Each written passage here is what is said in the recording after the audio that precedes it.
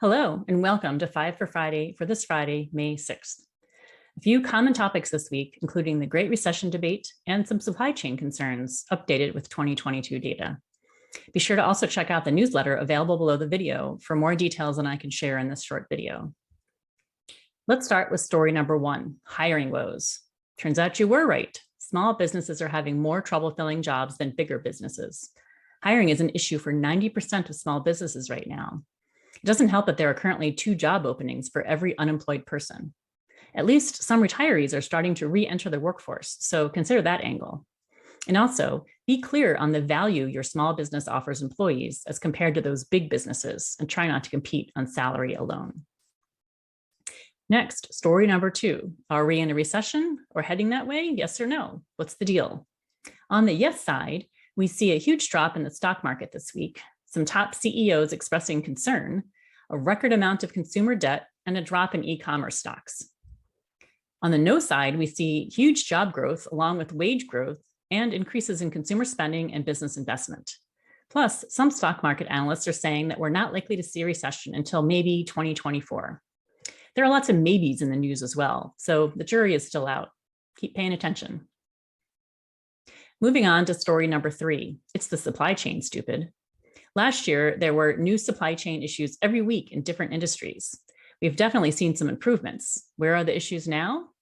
Well, first, there's an expectation of a huge increase of shipments coming from Shanghai once China lifts its strict COVID-19 restrictions, and our Western ports may not be ready for that.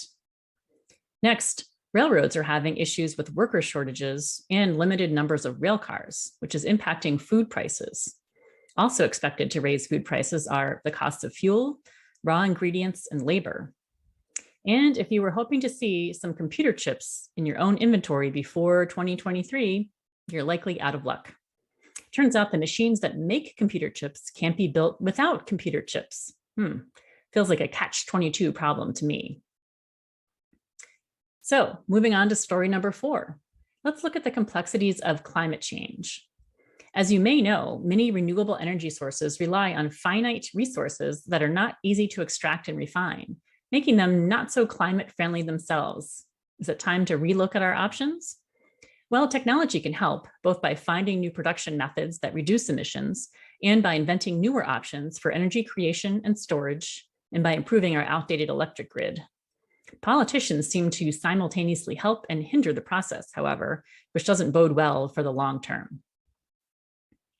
Finally, story number 5, digital marketing challenges. Did you know that the cost to acquire new customers on social media has gone up dramatically in the last year? Probably not a surprise, as more and more companies attempt the same marketing techniques online. Consider going old school and relying on email and snail mail as an alternative. And while you should be getting regular customer feedback, maybe don't rely on the Net Promoter Score, according to one article I read. I've never been a fan of it myself. Shameless plug, I do have a free class available called Digital Marketing for Skeptics. So if you're frustrated with the world of digital marketing, let a market researcher like me walk you through the data and a process that can stand out. Head on over to my Learn.Grow website and look for the digital marketing information graphic on the services page to learn more. And that is my story, or my 5 for Friday stories for this week. So I hope you have a great weekend, and I will see you next week for 5 for Friday. Thanks.